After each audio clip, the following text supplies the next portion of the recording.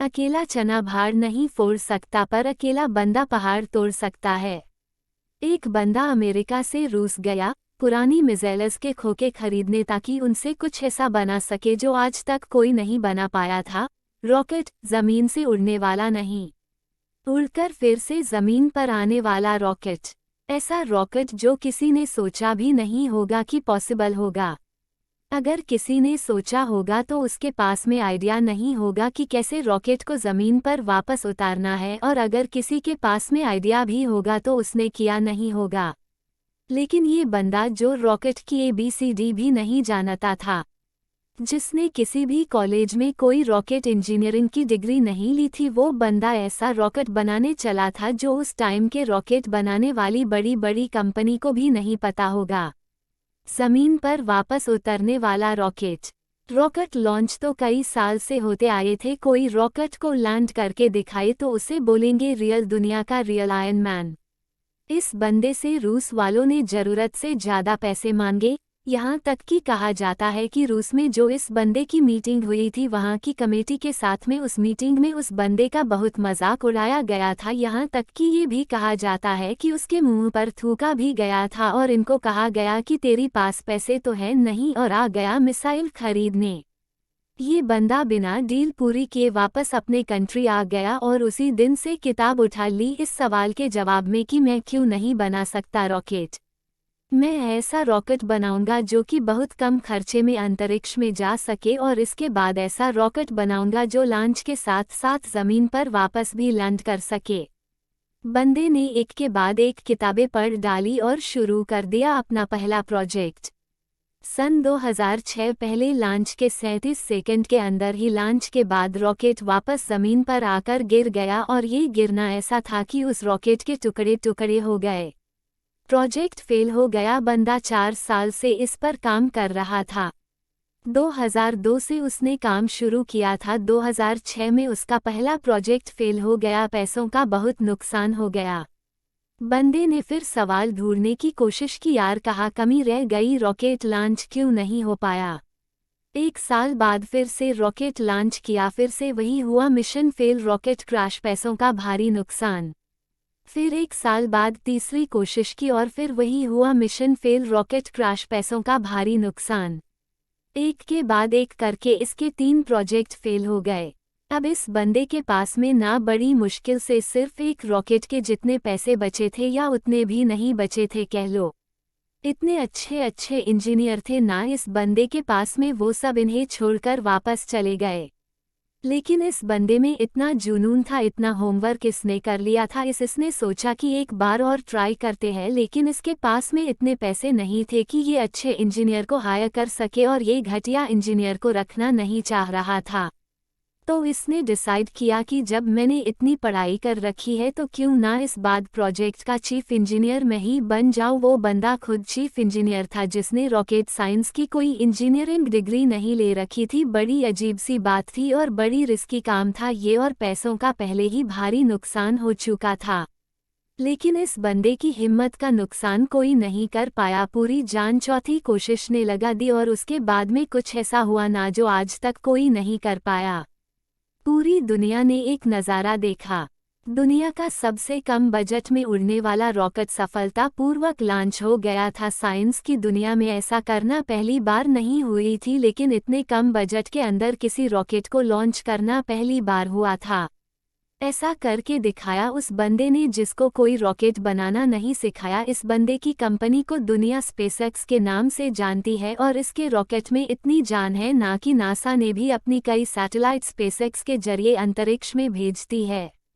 जब इस बंदे के 3 फेल लॉन्च के बाद में चौथा लॉन्च सफल हुआ ना, तो सफल होते ही नासा वालों ने कहा कि मुझे ये तुम्हारा रॉकेट चाहिए, और सक्सेसफुल लॉन्च के बाद में डील पक्की भी हो गई, क्योंकि इसके पहले सैटेलाइट को लॉन्च करने में नासा का बहुत खर्चा होता था। लेकिन ये बंदा यहीं पर नहीं रुकने वाला था, बोला कि अब ऐसा रॉकेट बनाऊंगा जिसको बार बार यूज़ किया जा सके। आम तौर पर क्या होगा है कि जब किसी सैटेलाइट को स्पेस में लॉन्च करना होता है तो वह सैटेलाइट अंतरिक्ष में ले करके जाता है, साथ साथ में उसको कैरी करने वाला रॉकेट भी उसके साथ में चला जाता है। फिर आप उसको दोबारा यूज़ नहीं कर सकते क्योंकि वो ख़त्म हो जाता है, यूज़ करने लायक वो बचता ही नहीं है। यानी कि ये बंदा ऐसा रॉकेट बनाना चाहता था जो अंतरिक्ष में जाकर के अपना काम करके सुरक्षित ज़मीन पर वापस आ करके लैंड हो जाए, ताकि उस रॉकेट में सिर्फ फ्यूल भरना पड़े और फिर वो वापस स्पेस में जाने के लिए तैयार हो जाए। जब इस बंदे ने 2011 में अनाउंस किया कि मैं लैंड करने वाला रॉकेट बनाना चाहता हूं तो काफ़ी लोगों ने इसकी मजाक बनाई। बड़े बड़े लोगों ने कहा कि ये फालतू का काम है, क्योंकि हवाई जहाज तो लैंड कर सकता है लेकिन रॉकेट को लैंड करवाना नामुमकिन है। लेकिन इस बंदे के दिमाग में नामुमकिन नाम की कोई चीज़ नहीं थी। इसके दिमाग में केवल जींद थी कि मैं लैंड करने वाला रॉकेट जरूर बनाऊंगा, सबको गलत साबित करके बताऊंगा। बंदे ने अगले 4 साल तक दिन रात एक कर दी, बहुत सारे फेल रॉकेट वेस्ट कर दिए। आखिरकार 2015 में पूरी दुनिया ने फिर से एक बार इस तरह का नज़ारा देखा जो वो आज तक सिर्फ हॉलीवुड की फिल्मों में देखते आई है। इस बंदे ने लैंड करने वाला रॉकेट बना दिया, असंभव को संभव कर दिया। और ये बंदा फिर नहीं रुका, उस अंतरिक्ष में जाने वाले सैटेलाइट कैरियर रॉकेट को इसने पानी पर तैरते प्लेटफॉर्म पर बड़ी ही एक्यूरेसी के साथ में लैंड करके दिखाया। रॉकेट अंतरिक्ष में जाता है और सैटेलाइट को अर्थ के ऑर्बिट में छोड़कर 10-12 मिनट में वापस आकर अपनी जगह पर खड़ा हो जाता है। फिर किसको बोलेंगे और क्या बोलेंगे, ये वही बंदा था कि जो बचपन में इतनी किताबें पढ़ डाली थी कि एक समय ऐसा आया कि इसके आसपास में किताबें कम पढ़ने लगी। लेकिन बंदे को पढ़ना था तो किताबों का स्टॉक खत्म होने के बाद में पूरा एनसाइक्लोपीडिया भी पढ़ डाला। ये बंदा आज दुनिया का सबसे अमीर इंसान बन चुका है।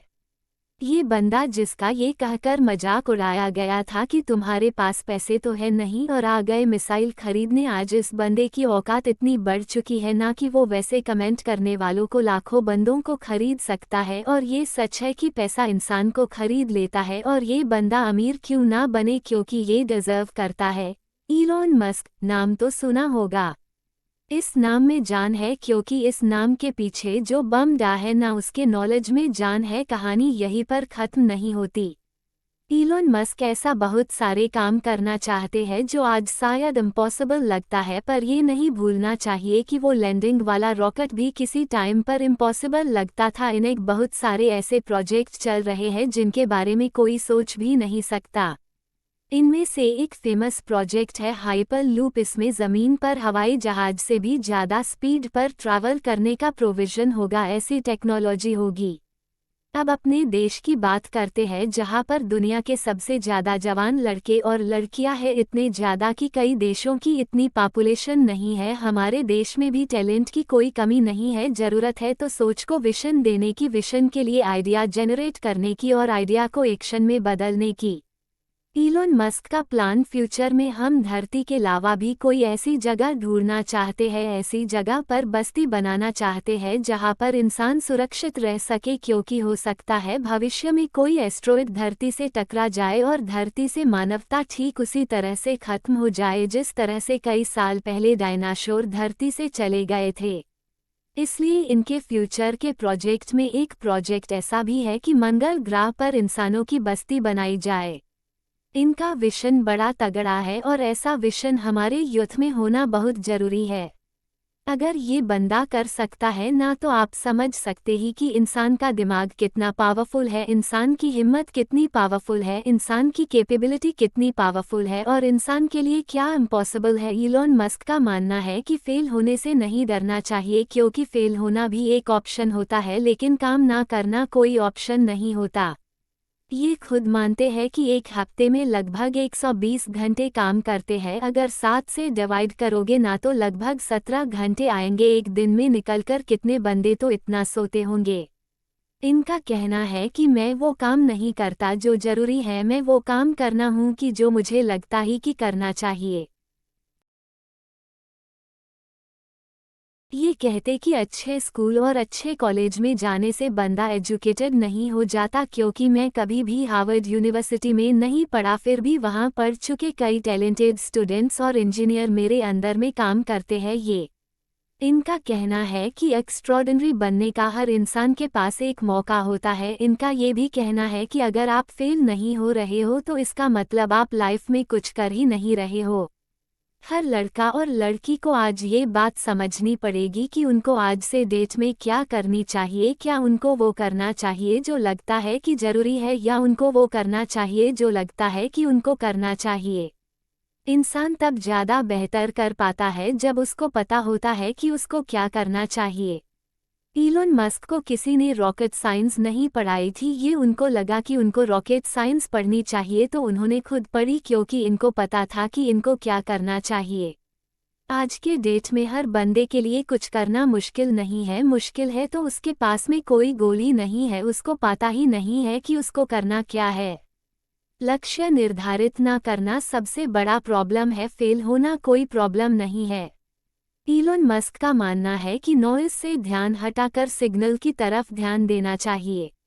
उनका मानना है कि प्रॉब्लम कोई प्रॉब्लम नहीं होती, प्रॉब्लम का सलूशन ढूंढना एक प्रॉब्लम है। शब्दों में थोड़ा सा फेर बदल करने से पूरा वाक्य का अर्थ बदल जाता है, और माइंड में थोड़ा सा विजन आपकी पूरी जिंदगी बदल कर रख सकती है। अगर आपकी लाइफ में कोई प्रॉब्लम नहीं है ना, तो प्रॉब्लम क्रिएट करो खुद के लिए, और वो कैसे करोगे? एक बड़ा लक्ष्य निर्धारित करके।